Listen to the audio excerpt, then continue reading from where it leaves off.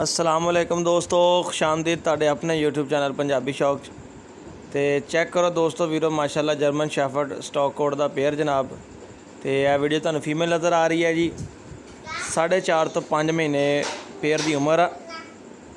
तो माशाल्लाह एक्टिव ने, प्लेफुल, हैल्थी, वैक्सीनेशन क्लीयर आ और अच्छे गार्ड डॉग्स ने। तो यह जी फीमेल तुहानूं वीडियो नज़र आ रही है दोस्तों, फीमेल के जोड़े कन ने ये सॉफ्ट आ। सॉफ्ट कन तो मुराद है कि ये खड़े कर जाती है मगर गिरा भी जाती है। यह तुसीं वीडियो चैक कर रहे हो। तुहानूं पता कि अपनी आदत नहीं, गलत बयानी नहीं कदी की, किसी नाल भी गल दस के चीज़ देनी है। ब्रीडिंग वास्ते फीमेल माशाल्लाह अच्छी है क्योंकि ऐप तो पाक आ जी। इन तो मुराद है कि कोई मसला मसैल नहीं हैगा। 5 महीने तकरीबन लगभग इन्हां दी उम्र होने वाली है या हो गई है। यह जिहड़ा राइट साइड च तुहानूं मैं वीडियो चेक कराने लगा है मेल आ।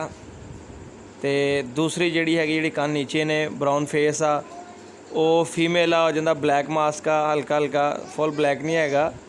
तो वो मेल आ। यह जिहड़ा लाल निकर वाले भाई ने पकड़िया है मेल आ, यह पै रहा जी भौंक रहा, ठीक है। यह मेल आ तो एक्टिव ने और गार्ड डॉग बड़े अच्छे है। मैं वीडियो बना रहा तो मैनू अपना जिहड़ा हैगा ना इन्हां ने भौंकना शुरू कर दिता देख के कि यानी ओपरे बंदे नूं बोलना शुरू करता। 5 महीने की उम्र आ, घर दे रखे हुए ने, बाहर नहीं उन्होंने कदी कड्ढे, ठीक है।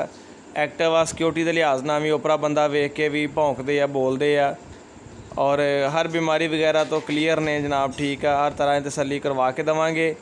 जो दोस्त भी लेना चाहे कार्गो भी हो जाएगा, नंबर स्क्रीन पर होंदा, रबता कर सके। सिंगल लेना सिंगल मिल जाएगा, जो कोई दोस्त पेयर लेना चाहे तो इंशाअल्लाह ताला अच्छे रेट के मुनासिब रेट के पेयर भी दे देंगे जनाब।